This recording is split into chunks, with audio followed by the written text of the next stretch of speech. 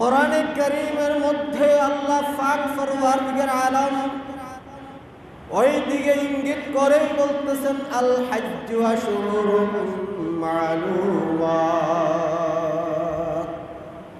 আল্লাহ পাক পরওয়ারদিগার আলম বলতেছেন হজ কি তোমরা কি জানো হজের মাস হয়েছে নির্দিষ্ট কয়েকটা মাসের নাম আশহুরুম মা'লুমাত। হজের মাস হয়েছে তোমাদের জানা নির্দিষ্ট কয়েকটা মাসের নাম, যাহা তাফসীর কারকগণ লিখেছেন হজের মাস বলতে বোঝায় রমজান মাসের পরে যে শাওয়াল মাস, শাওয়াল, জিলকাদা এবং জিলহজ, এই 3 মাসকে কি বলা হয়? হজের মাস বলা হয়।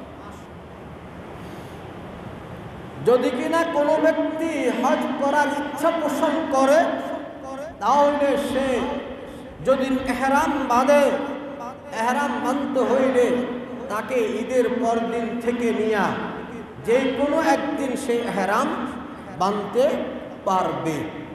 এখনও যদি সে এহরাম বাঁধি, যদি কিনা সে হজ করার জন্য রওনা দেয়, কোনো অসুবিধা নাই।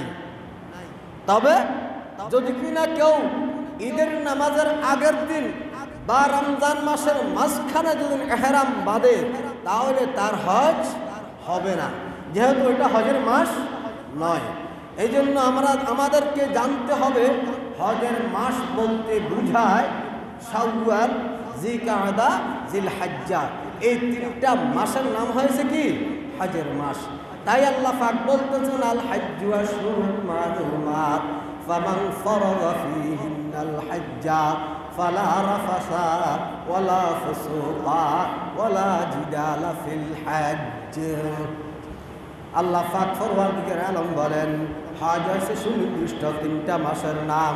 সুতরাং যাদের উপরে হজ ফরজ হয়েছে তারা এহরাম বেঁধে এই নির্দিষ্ট মাসগুলোর মধ্যেই তারা খানায় কাবার দিকে হজের নিয়তে নিজের ঘর থেকে বের হয়ে যাবে। হজের শাব্দিক অর্থ হয়েছে ইচ্ছা পোষণ করা, সংকল্প করা। আর শরীয়তের পরিভাষায়, ইসলামী পরিভাষায় হজ বলা হয় নির্দিষ্ট সময়ের মধ্যে, নির্দিষ্ট দিনের মধ্যে, নির্দিষ্ট আমলের নিয়তে নিজ ঘর থেকে এহরাম বেঁধে বের হওয়ার নাম হয়েছে কি? হজ। মুহতারাম উপস্থিত মুসল্লিয়ানে কেরাম, সকল প্রশংসা সেই মহামনিবের জন্য যে রব্বে কায়নাত আজ 26শে এপ্রিল 16ই শাওয়াল আজকের এই জুমার নামাজ আদায় করার উদ্দেশ্যে আমাদেরকে আজকে এই বাইতুল মামুর জামে মসজিদে সমবেত হওয়ার জন্যে তৌফিক প্রদান করেছেন। তাই সেই মহান রবের দরবারে শুকরিয়া আদায়ার্থে সবাই সমস্বরে বলি আলহামদুলিল্লাহ। মুহতারাম উপস্থিতি, আমি কোরআনে কারীমের 2খানা আয়াত আপনাদের সামনে তিলাওয়াত করেছি।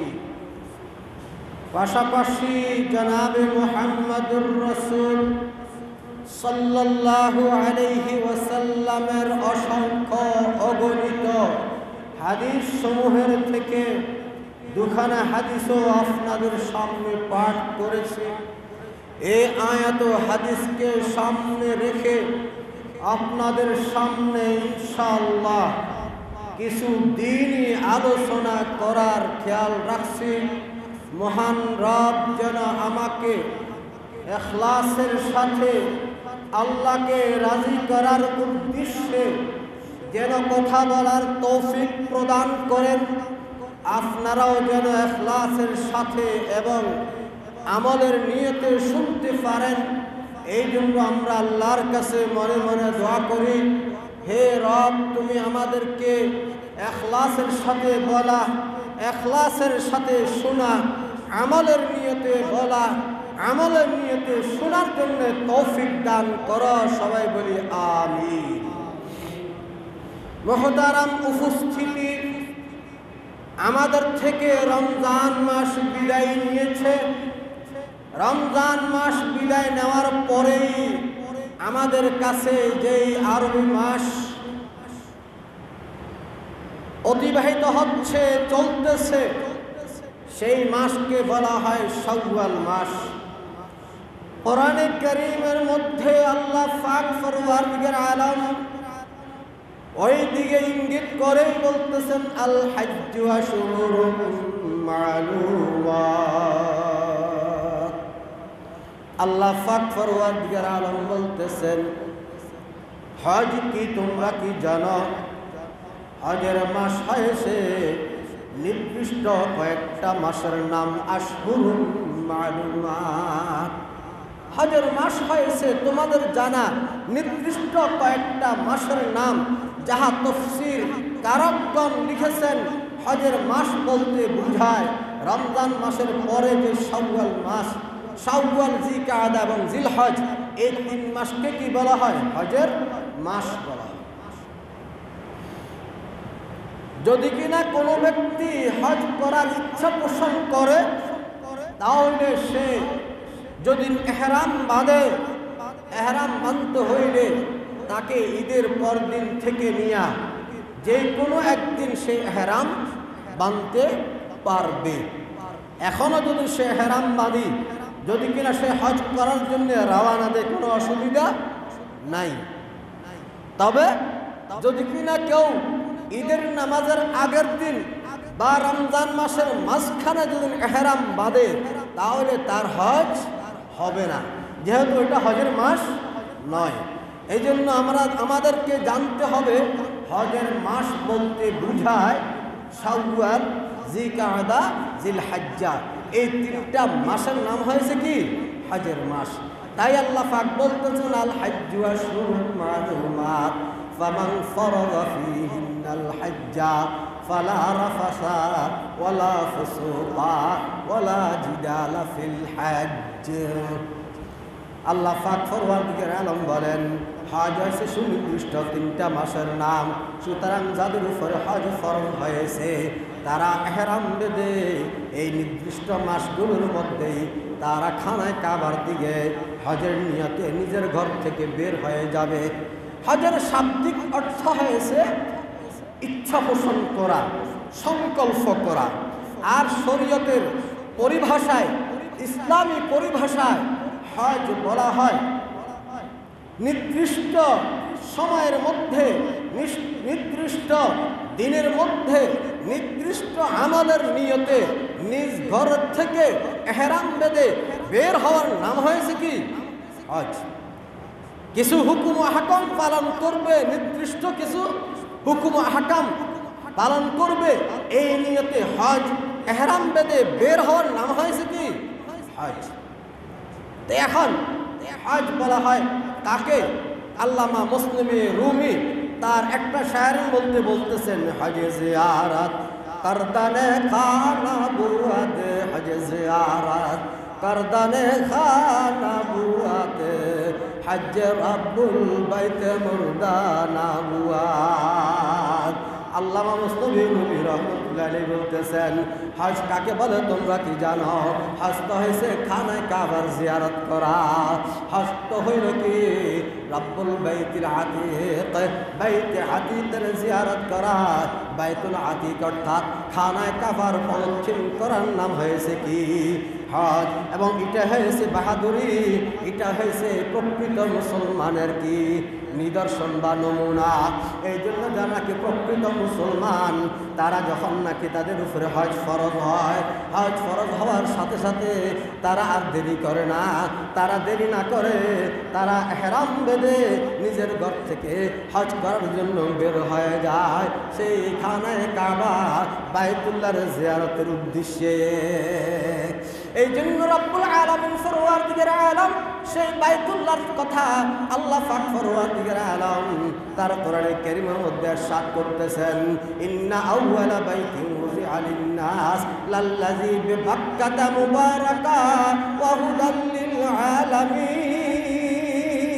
فِيهِ آيَاتٌ بَيِّنَاتٌ مَقَامُ إِبْرَاهِيمَ وَمَن دَخَلَهُ كَانَ آمِنًا وَلِلَّهِ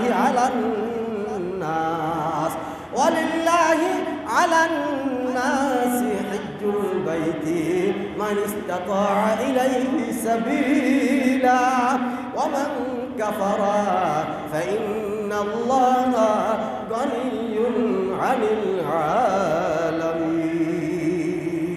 রব্বুল আলামিন ফরওয়ারদিগার আলম বলতেছেন ইন্না আউওয়ালা বাইতি উযিআ লিন-নাস তোমাদের জন্য যেই ঘরকে রব্বুল আলামিন ফরওয়ারদিগার আলম সর্বপ্রথম ঘর হিসাবে নির্ধারণ করেছেন সেই ঘরের নাম হয়েছে কি সেই ঘরের নাম হয়েছে মসজিদুল হারাম বাইতুল আতীক পুরানা ঘর সেই ঘর আল্লাহ পাক ফরওয়ারদিগার আলম আমাদের জন্য নির্দিষ্ট করে দিয়েছেন ওই ঘরের দিকে আমাদেরকে প্রদক্ষিণ করার নিয়তে তাওয়াফ করার নিয়তে আমাদেরকে কি করতে হবে আমার ঘর থেকে বের হইতে হবে এই ঘর এমন এক ঘর যেই ঘরকে নির্মাণ করেছিলেন হযরত আদম আলাইহিস সালাতু ওয়াস সালাম যেই ঘরকে নির্মাণ করেছিলেন হযরত ইব্রাহিম আলাইহিস সালাতু ওয়াস সালাম সেই ঘরের নাম হয়েছে কি আউয়ালে বাইত প্রথম ঘর খানায়ে কাবা প্রথম মসজিদ হয়েছে কি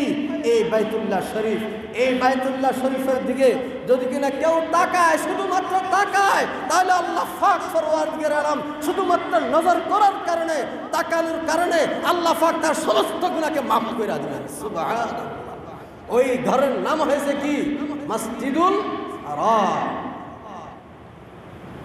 লাল্লাযী বিবাক্কাতা ওই ঘরটা কোথায় আল্লাহ পাক বলতেছেন সেই ঘরটা হয়েছে মক্কার মধ্যে অর্থাৎ মক্কার মধ্যে খানায়ে কাবা সম্পর্কে বলতেছেন আল্লামা মুসলিম রবি রহমতুল্লাহ আলাইহি যে সবসময় কি হইতেছে খানায়ে কাবার মধ্যে আল্লাহ পাকের রহমত বর্ষণ হইতেছে কাবার আহার দম তাজাল্লি মি ফজুদ কাবার আহার দম তাজাল্লি মি ফজুদ ইজে ইখলাসত ইব্রাহিম খানায়ে কাবার মধ্যে তো 24 ঘন্টা 24 আওয়ার্স আল্লাহ পাকের রহমত বর্ষণ হচ্ছে আল্লাহ পাকের বরকত বর্ষণ হচ্ছে সেই খানায়ে কাবার উপরে এই খানায়ে কাবার উপরে যেন সব সময় আল্লাহ পাকের রহমত বর্ষণ হচ্ছে এটার কারণ কি এটা একমাত্র হয়েছে হযরত ইব্রাহিম আলাইহিস সালামের ইখলাসের কারণে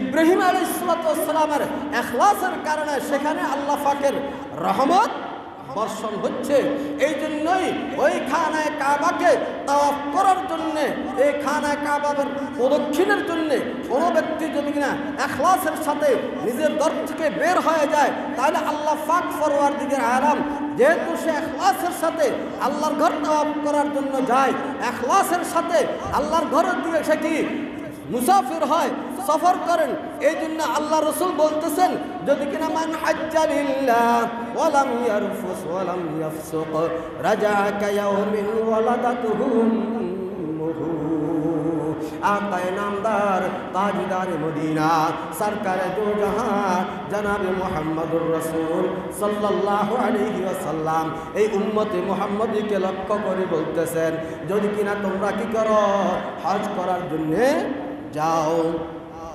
হজ করার জন্য যখন তোমরা যাবে কিন্তু তোমরা কি করতে পারবে না কোনো অশ্লীল কাজ করতে পারবে না ঝগড়া বিবাদ করতে পারবে না কোনো অশ্লীল কাজ করে না কোনো ঝগড়া বিবাদ করে না কোনো প্রকার খারাপ ব্যবহার করে না কোনো প্রকার খারাপ কিছু করে না না কইরা যদি কিনা কোনো ব্যক্তি হজের সফরের জন্য বাইর হয় তাহলে আল্লাহ রাসূল বলতেছেন সেই ব্যক্তি যদি কিনা তার ঘর থেকে বের হওয়া থেকে নিয়া তার ঘরের মধ্যে পুনরায় পৌঁছা পর্যন্ত যদি কিনা সে এরকম ভাবে হজ্জে মাবরুর করে তাহলে আল্লাহ পাক ফরওয়ারদিগার আলম তার জিন্দেগীর সমস্ত গুনাহকে কেমনই ভাবে মাফ করবে তোমরা জানো যেরকম ভাবে তার মায়ের পেটের থেকে যেদিন সে ভূমিষ্ঠ হয়েছিল, ভূমিষ্ঠ হওয়ার পরে যেরকমভাবে তার কোনো গুনাহ ছিল না, তেমনইভাবে আল্লাহ পাক পরওয়ারদিগার আলম তাকে হজ করার পরে এরকম হজ করলে যে হজের মধ্যে অশ্লীল কোনো কথাবার্তা নাই, কোনো গালিগালাজ নাই, কিছু নাই, তাহলে আল্লাহ পাক পরওয়ারদিগার আলম নবজাত শিশু যেরকম ভূমিষ্ঠ হয় তার কোনো গুনাহ থাকে না, তেমনইভাবে তোমাকে নবজাত শিশুর মতন গুনাহ থেকে তোমাকে ফাফরাশে মুক্ত করে সমস্ত গুনাহকে ক্ষমা করে দিবে। এই জন্য কি করতে হবে? আমাদেরকে হজ্জে যখন যাব, হজ করার নিয়তে যখন ঘর থেকে বের হব, তখন বের হওয়ার পর থেকে নিয়ে আমি আবার পুনরায় আমার ঘরে আসা পর্যন্ত আমি কোনো প্রকারের অশ্লীল কথাবার্তা বলতে পারবো না, কারোর সাথে দুর্ব্যবহার করতে পারবো না, কাউকে গালিগালাজ করতে পারবো না, শরীয়ত বিরোধী কোনো কাজ করতে পারবো না। এটার নাম হয়েছে কি? হজ্জে মাবরুর। এখন আমরা জানতে পেরেছি হজের ফজিলত, হজের লাভ, কিন্তু হজ কার উপরে ফরজ সেটা তো আমাদের জানার কি আছে? দরকার আছে। কি বলেন? হজ কার উপরে ফরজ, এটা হচ্ছে সবচেয়ে জরুরি জিনিস। সর্বপ্রথম আমাদেরকে জানতে হবে কার কার উপরে হজ ফরজ। আল্লাহ পাক পরওয়ারদিগার আলম আমাদের উপরে রোজা ফরজ করেছেন। কিছুদিন আগে আমরা রমজান মাসের রোজা পালন করেছি। রমজানের কথা আল্লাহ পাক একটা আয়াতের মধ্যে বলেছেন, রমজানকে নিয়ে আল্লাহ পাক কোনো সূরা অবতীর্ণ করেন না। কি বলেন? সূরাতুর রমাজান এরকম কোনো সূরা আসেনি, নাই। যাকাত আল্লাহ পাক একটা আয়াত, কয়েকটা আয়াতের মধ্যে বলছেন, কিন্তু যাকাতের উপরে কোনো সূরা অবতীর্ণ হয় নাই। সূরাতুজ যাকাত এরকম কোনো সূরা নাই। তেমনইভাবে আপনার এই অন্যান্য যে সমস্ত পাঁচটা স্তম্ভ রয়েছে আমরা জানি, নামাজ, সালাহ, এই নামাজ, অথচ ঈমানের পরে ধাপে হয়েছে কি গুরুত্বপূর্ণ কি? নামাজ, সালাহ। এই সূরাতুস সালাহ নামে কোনো সূরা আসেনি, কি আবশ্যক আসেনি?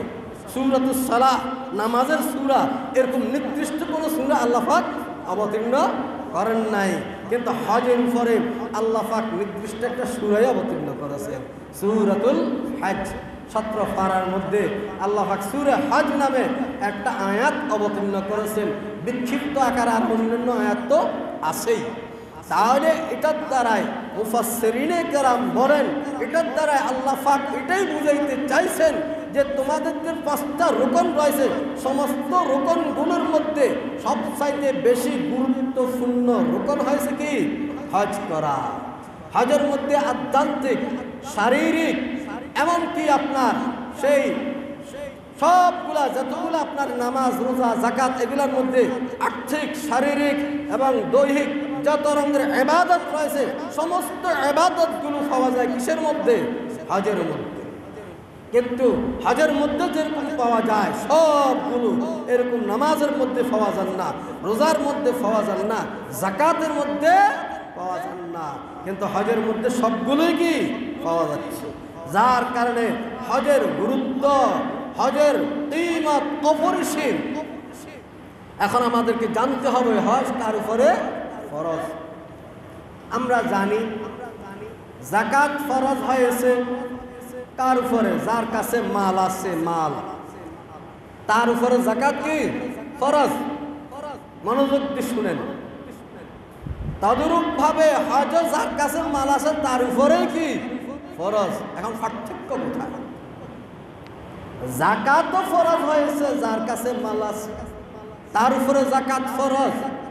হজ তো যার কাছে মাল আছে তার উপরে কি হজ ফরজ। পার্থক্য হয়েছে এক জায়গার মধ্যে, সেই পার্থক্যটা হয়েছে যাকাত ফরজ হওয়ার জন্য 1 বছর এই মালের উপরে অতিবাহিত হওয়া শর্ত। আপনার কাছে 52.5 তোলা রূপা পরিমাণ মাল আছে, 7.5 তোলা স্বর্ণ পরিমাণ মাল আছে। শর্ত হয়েছে এটার উপরে 1 বছর কি হইতে হবে? অতিবাহিত হইতে হবে। কিন্তু যাকাতের জন্য 1 বছর অতিবাহিত হওয়া কোনো শর্ত নয়। হজের জন্য 1 বছর অতিবাহিত কি নয়, শর্ত নয়। হজ ফরজ হয় ওই ব্যক্তির উপরে যার কাছে মক্কা শরীফ পর্যন্ত আপ অ্যান্ড ডাউন যাতায়াতের পয়সা যার কাছে আছে। আপনি মক্কা শরীফ যাইতেও পারবেন, আসতেও পারবেন, এরকম টাকা আপনার কাছে আছে। পাশাপাশি আপনার আসা পর্যন্ত আপনার পরিবারের যে খরচ রয়েছে, বিরাট খরচ, এই খরচটা বহন করার মতো সামর্থ্য কি আপনার আছে, যার কারণে আপনি পরিবারকে আপনার আসা যাওয়ার খরচও দিয়ে দিতে পারেন। এরকম মাল যার কাছে আছে এবং রাষ্ট্রীয়ভাবে যাওয়ার জন্য কোনো নিষেধাজ্ঞা নাই, রাষ্ট্রীয়ভাবে যাওয়ার জন্য কোনো কি নেই, নিষেধাজ্ঞা নাই। চাই সেই নিষেধাজ্ঞাটা বাংলাদেশে হোক, চাই সেই নিষেধাজ্ঞাটা সৌদি আরবে হোক, আপনি সহি সালামতে যাইতে পারবেন এবং আসতে পারবেন। এরকম সামর্থ্য থাকা কি শর্ত, এরকম সামর্থ্য থাকাটা কি শর্ত। তাহলে এই সমস্ত শর্তর সাথে পাশাপাশি আরেকটা শর্ত রয়েছে, বড় ধরনের কোনো প্রকারের এই মারাদুল হাবেস বলা হয়েছে হাদিসের ভাষায়, এরকম কোনো বড় ধরনের কোনো রোগ নাই যে রোগের কারণে আপনি যাইতে পারেন না। যেমন করোনা কিছুদিন আগে গেছে না, কি বলেন, করোনা গেছে নি, করোনার মতন রোগ। এখনো আপনার টাকাও আছে, আপনার যাতায়াত খরচ আছে, বিবি বাচ্চার খরচ পোষণ দেওয়ার মতো সামর্থ্য আছে, কিন্তু এখন আপনি করোনার জন্য নিষেধাজ্ঞা আছে, অথবা করোনার রোগ আপনার, এই কারণে এই রোগের জন্য আপনি যাইতে পারবেন না। এরকম যে কোনো রোগে হোক না কেন, এরকম মারাত্মক ধরনের বড় ধরনের কোনো রোগের কারণে যদি যাইতে না পারেন, তাহলে আপনার উপর হজ কি নয়, ফরজ নয়। আর এই সমস্ত শর্ত শরায়েত পাওয়ার পরে আপনি যদি কিনা রুগীও না, সামর্থ্য আছে, বিবি বাচ্চার খরচও চালাইতে পারেন এবং রাস্তার মধ্যে কোনো প্রকারের অসুবিধাও নাই, তাহলে আপনার উপরে কি হজ ফরজ। হজ কি ফরজ, বুঝাইতে পারছি না, আমার কথা বুঝছেন? তাহলে আপনার উপর হজ ফরজ। এখন আজ আমাদের সমাজের মধ্যে যদি কিনা আমরা তাকাই, অনেকের উপরে হজ ফরজ হয়ে রয়েছে, কিন্তু তারা হজ আদায় করেন না। আর অথচ যার উপরে হজ ফরজ হয়েছে, ক্বালা রাসূলুল্লাহ সাল্লাল্লাহু আলাইহি ওয়াসাল্লাম, মান আরাদাল হজ্জ ফালিয়ুআজ্জিল, যার উপরে হজ ফরজ হয়েছে সে যেন তাড়াতাড়ি করে, তাড়াতাড়ি যেন সে তার হজটা আদায় করে নেয়, যেন সে দেরি না করে। এখন আপনার উপরে হজ ফরজ হয়েছে, দেখেন আল্লাহ পাক পরওয়ারদিগার আলম আপনার রোগ হয়েছে, এর ফরক হয় মারাত্মক রোগ হলে আপনাকে কয়েকজন অসুবিধা নাই, তুমি আর অপেক্ষা করো, তুমি যখন ভালো হইবা তারপর তুমি তোমার এই হজের ফরজ আদায় করবা। তোমার যখন নাকি রাস্তার মধ্যে যে নিষেধাজ্ঞা আছে এটা যখন চলে যাবে, তারপর তুমি হজ আদায় করবা। আল্লাহ পাকের জন্য বলেছেন, লা ইউকাল্লিফুল্লাহু নাফসান ইল্লা উসআহা। আল্লাহ পাক বান্দার সাধ্য সামর্থ্যের বাহিরে কোনো দায়িত্ব প্রদান করেন না। আল্লাহ পাক মানুষের সামর্থ্য যতটুকু, শক্তি যতটুকু, ততটুকুই আল্লাহ পাক কি করেন, দায়িত্ব প্রদান করেন। আর অথচ আমরা মনে করি, হায় রে আল্লাহ পাক আমি মালদার হয়েছি, ওই জন্য আমাকে কত বিরাট এক দায়িত্ব দিয়ে দিছে, এখন আমি কি হজে যাইতে হয়। না না, এটা আপনার আমাকে সম্পূর্ণ ভুল ধারণা। এখন আপনার মনে করেন হজ করার জন্যে মনে করেন 5 থেকে 6 লাখ টাকা লাগে। 5 থেকে কত 6 লাখ টাকা একজন লোকের হজ আদায় করতে লাগে। মনে করেন আপনি যে কয়দিন যাবেন হজ করার জন্য, আসা পর্যন্ত আপনার পরিবারকে উদাহরণস্বরূপ 2 লাখ টাকা দিলে আপনি আসা পর্যন্ত সুন্দর মতো আপনার পরিবার পরিজন খেয়ে আরামসে চলতে পারবে, কোনো অসুবিধা হবে না। এরকম টাকা যার কাছে আছে, মনে করেন 6-এর সাথে আরো 2 যদি যোগ করি তাহলে কয় লাখ টাকা হয়? 8 লাখ টাকা। এটা কিন্তু আমি উদাহরণস্বরূপ বলছি, আপনার হিসাব আপনি করবেন, আপনার হিসাব কিন্তু আমি করতে পারবো না। তো মনে করেন হজ করতে আপনার 6 লাখ টাকা, আবার বাচ্চাদের ভরণ পোষণ ইত্যাদি এগুলোর জন্য আরো 2 লাখ টাকা ধরলাম, তাহলে 8 লক্ষ টাকা যার কাছে আছে তার উপরে কি হজ ফরজ? হজ কি ফরজ?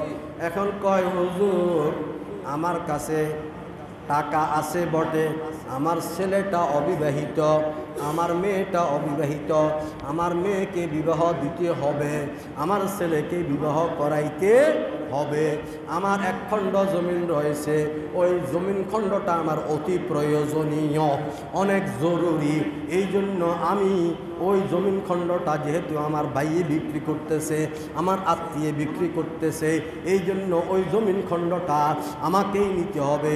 যদি কিনা আমি হজ করতে যাই তাহলে আমার সেই জমিনটা নিতে পারবো না। আমার বিল্ডিংয়ের পাশে আরেকটা বিল্ডিং বিক্রি হচ্ছে, এই জন্য ওই বিল্ডিংটা আমাকেই নিতে হবে। যদি কিনা আমি ওই বিল্ডিংটা নিই তাহলে আমি হজে যাওয়া হয় না। এই সমস্ত তালবাহানা আল্লাহর কাছে চলবে না। কথা বুঝে আসছেনি? তাহলে আজকে আমরা যারা নিজের মেয়েকে বিবাহ দিতে হবে, ছেলেকে বিবাহ করাইতে হবে, তারপরে আমার বিল্ডিং নিতে হবে, আমি জমিন নিতে হবে, আমি অমুকখানে একটা বাগান খরিদ করতে হবে, এই সমস্ত তালবাহানা করে যারা নাকি আজকে আমরা কি করতেছি না, হজ আদায় করতেছি না, তাদের কাছে কিন্তু আল্লাহ পাকের দরবারে তারা কোনো প্রকারের জবাব দেওয়ার মতন কি নাই, সুযোগ নাই।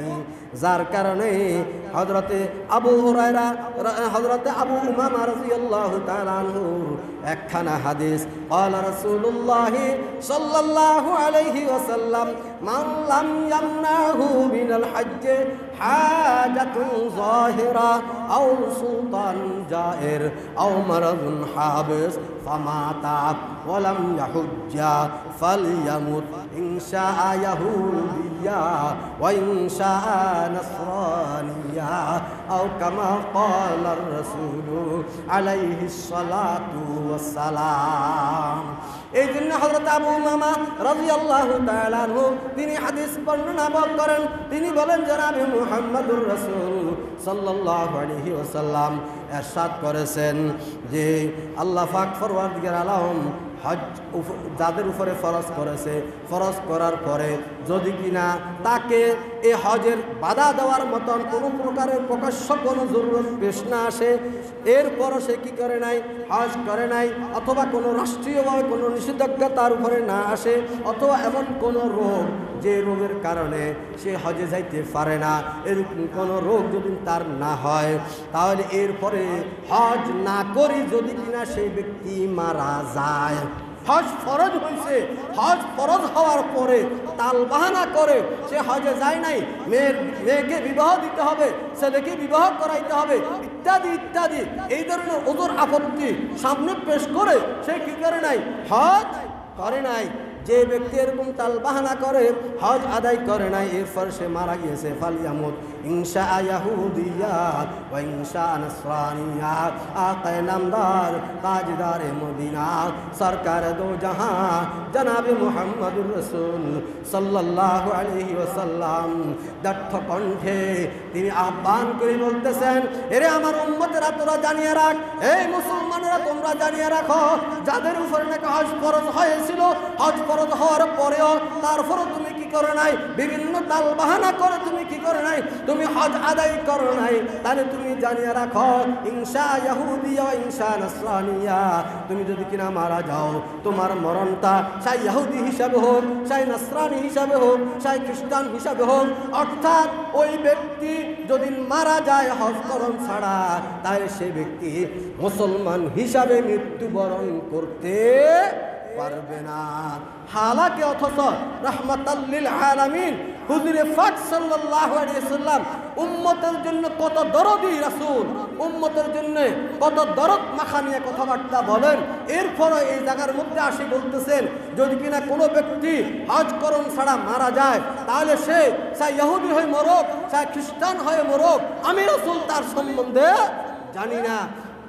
এই ব্যাপারে হযরত ওমর ইবনে খাত্তাব রাদিয়াল্লাহু তাআলা আনহু বলেন, এখানে আল্লাহ রাসূল বুঝাইতে চাইছেন একথা, যদি কিনা হজ ফরজ হওয়ার পরে যদি কিনা তোমরা ফরজ হজ রেখে মারা যাও, তাহলে আল্লাহ রসুল এটাই বুঝাইতে চাইছেন, তুমি মুসলমান হয়ে মরতে পারবা না, তুমি অমুসলিম হয়েই মারা যাবে।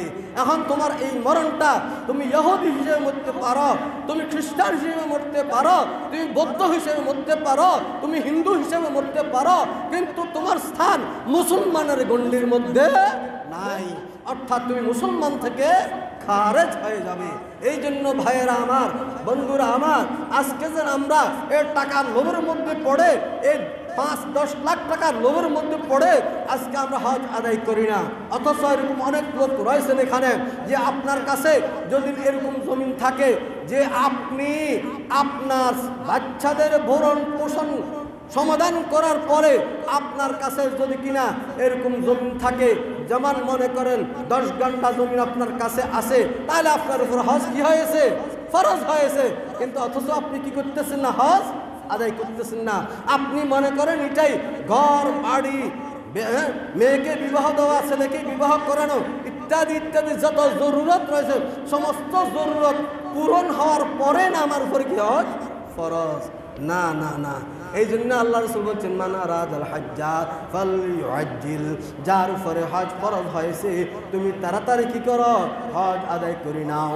যেহেতু যদি কিনা তুমি এই বছরের হজ, এই বছর তোমার উপরে হজ ফরজ হয়েছে, তুমি যদি আগামী বছরের জন্য রেখে দাও, না জানি তোমার মৃত্যু চলে আসে, না জানি এমন কোনো রাষ্ট্রীয় কোনো আইন প্রয়োগ হয় যার কারণে তুমি মক্কাতে যেতে পারবা না, না জানি তোমার টাকা শেষ হয়ে যায়, কি বলেন? আপনার কাছে এখন টাকা আছে, আগামী বছর টাকা আপনার কাছে থাকবে, এরকম কোনো গ্যারান্টি আপনি দিতে পারবেন না। সুতরাং আপনার কাছে হজের মৌসুম এখন এই শাওয়াল, জিলকাদ, জিলহজ, এই দিনগুলোর মধ্যে আপনার কাছে টাকা থাকলে আপনি কি করতে হবে? হজ আদায় করতে হবে। এই টাল বাহানা করে এই হজ আদায় না করার কোনো কি নেই, সুযোগ নাই। এই জন্য আমরা প্রত্যেকেই আজকের থেকে হিসাব কষবো যে আমার কত জমিন রয়েছে, কত টাকা রয়েছে, আমার ঘর কয়টা আছে, আমার বিল্ডিং কয়টা আছে। যেমন মনে করেন একজন মহিলার কাছে মনে করেন 10 ভরি স্বর্ণ আছে, তো 10 ভরি স্বর্ণের মধ্যে 2 ভরি তার পরিবারের খরচের জন্য যদি রেখে দেওয়া হয় উদাহরণস্বরূপ, আর 8 ভরি যদি বিক্রি করে, তাহলে তার নিজের খরচ। মহিলার জন্য কিন্তু একটা মাসালা অতিরিক্ত আছে। কোন মহিলা যদি কিনা মোহরেম কোনো ব্যক্তি না পায়, মোহরেম কাকে বলে? যার সাথে বিবাহের বন্ধন হারাম, যার সাথে বিবাহের বন্ধন কি হারাম, এরকম কোনো পুরুষ যদি সে না পায়, বাপও নাই, ভাইও নাই, মামুও নাই, এরকম কি নেই যেগুলোর সাথে বিবাহ হারাম, এরকম কোনো লোক সে পাইতেছে না। অথচ তার কি আছে? অজস্র টাকা আছে, তাহলেও তার উপরে হজ কি নয়? ফরজ নয়। বুঝাইতে পারছি না আমি? আমার কথা বুঝছেন? কোন মহিলার কাছে টাকাও আছে, স্বাস্থ্য সুস্থ সব ঠিক আছে, কিন্তু মোহরম পাইতেছে না, যার সাথে দেখা দেওয়া জায়েজ এরকম লোক সে পাইতেছে না, তাহলে তার উপরে হজ কি নয়? ফরজ নয়। এখন কি করে? তালতো ভাইয়ের সাথে চলে যায়, খালতো ভাইয়ের সাথে চলে যায়, আর ভাইয়ের শ্বশুরের সাথে চলে যায়, বোনের শ্বশুরের সাথে চলে যায়, পরিচিত লোকের সাথে চলে যায়, বন্ধু বান্ধবের সাথে চলে যায়। এরকম হজ করার জন্য আপনাকে কে বলছে? হাজি সাহেব নাম কষাবিল লাগে নাকি? কি বলেন? হাজি সাহেব নাম কষানোর জন্য আপনার এই হজ আল্লাহর দরবারে কি নাই? জরুরত নাই। আপনি হজ করতে হবে কার জন্য? আল্লাহর রাজির জন্য, আল্লাহকে খুশি করার জন্য। এখানে আপনার পর্দা তরক করে, আপনার একটা ফরজ তরক করে আরেকটা ফরজ আদায় করবেন, এটা আল্লাহ পাক আপনার থেকে চায় না। এই জন্য খবরদার। এই জন্য আমরা যখনই কি করব, আমার পরে যখন নাকি আমার কাছে মহিলার জন্য যদি মোহরম পাওয়া যায়, তাহলে মহিলার ওই মোহরমের কি করতে পারে, খরচ বহন করতে পারে, তাহলে তার উপরে হজ কি খরচ।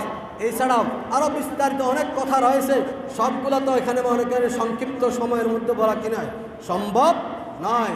আমি আলহামদুলিল্লাহ একখানা কিতাব লিখছিলাম, হজ ও জিলহজ মাসের প্রথম 10 দিনের ফজিলত ইসলামের দৃষ্টিতে। হজ ও জিলহজ মাসের প্রথম 10 দিনের ফজিলত, এটার উপর সংক্ষিপ্ত আকারে একখানা বই লিখছিলাম।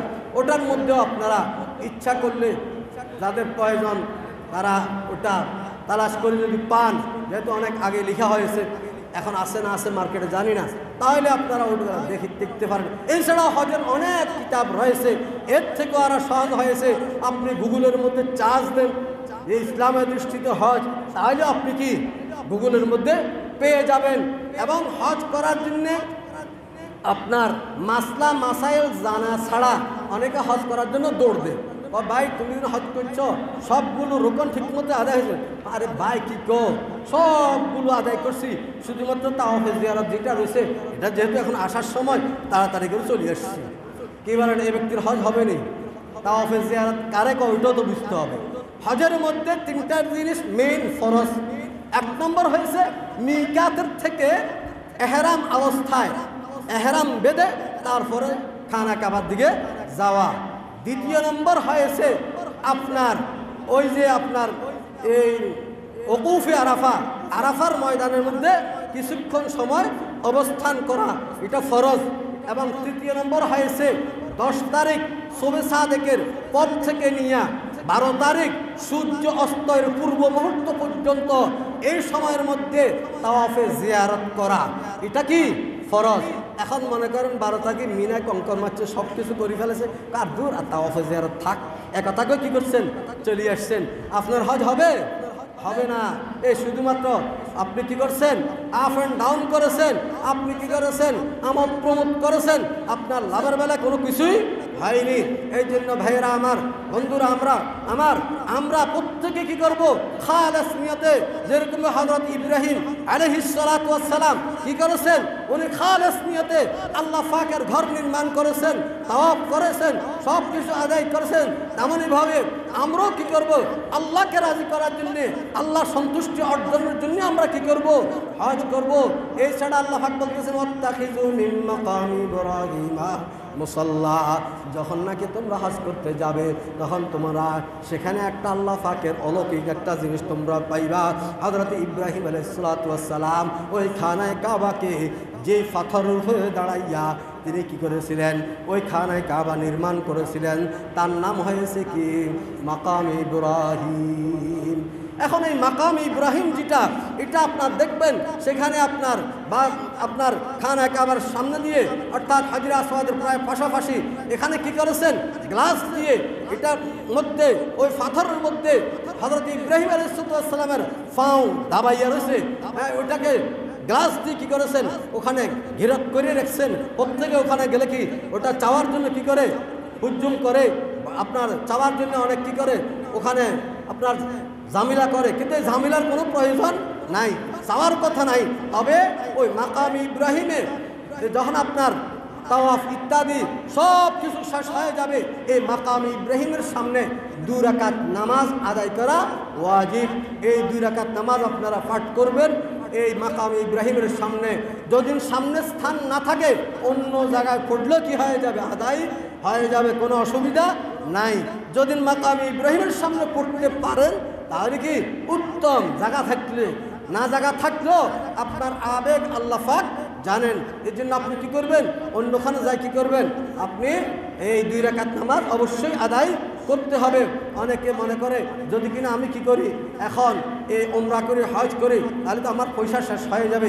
আর অথচ আল্লাহ রাসূল বলতেছেন আল উমরাতু ইলাল উমরাতি কাফফারাতুল লিমা বাইনাহুমা ওয়াল হজ্জুল মাবরুর লাইসা লাহু জাযাউন ইল্লাল জান্নাহ তাবিউ বাইনাল হজ্জি ওয়াল উমরা ফাইন্নাহুমা ইয়ানফিয়ানিল ফাকরা ওয়াজ যুনুব। আল্লাহ রাসূল বলতেছেন তোমরা কি করো, হজ এবং উমরা এই দুইটা জিনিস তোমরা আদায় করো। যদি কিনা হজ এবং উমরা এই দুইটা জিনিস যদি তোমরা একত্রে আদায় করো, এই আদায় করার কারণে আল্লাহ পাক তোমাদের সমস্ত গুনাহগুলো মাফ করে দিবেন। এমনকি তোমাদের ফকিরি, তোমাদের মুহতাজি, তোমাদের যে কি আছে, তোমরা যে গরিব, যদি গরিব থাকো আল্লাহ পাক তোমাকে ধনী করে দিবেন, আল্লাহ পাক তোমাকে মাল দিয়ে ভরপুর করে দিবেন। আর অথচ কত বোকা আমরা মনে করি আমি যদি হজ করি, হজ করতে যাই তাহলে আমার টাকা শেষ হয়ে যাবে। আরে ভাই, আপনার মেয়ের বিবাহ দেওয়ার জরুরত, আপনার ছেলেকে বিবাহ করানোর জরুরত, আপনার বিল্ডিং করার জরুরত, আপনার যত প্রকারের প্রয়োজন রয়েছে, হাজত রয়েছে, এগুলো সব কিছু জরুরত পূরণ করার মালিক একমাত্র কে? আল্লাহ। তাহলে খানা কাবার মালিক কে? আল্লাহ। সেই মালিকের দরবারে যাইয়া যখন নাকি আপনি আল্লাহর কাছে বলবেন, আল্লাহ পাক পরওয়ারদিগার দেন আপনার এই আহাজারিকে আপনার কবুল করবেন, পূরণ করবেন, এতে কোনো সন্দেহ নাই। আর আল্লাহ রাসূল বলতেন হজ্জুল মাবরুর লাইসা লাহু জাযাউন ইল্লাল জান্নাহ। হজ্জে মাবরুর, যে হজ আল্লাহর দরবার কবুল হয়ে গেছে এটাকে হজ্জে মাবরুর বলা হয়।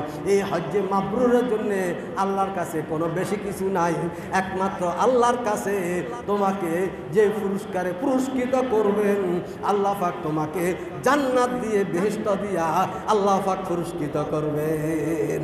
তাহলে আমি যদি কিনা খালেস নিয়তে হজ করি, আল্লাহ পাক আমাকে কি দান করবেন? জান্নাত দান করবেন।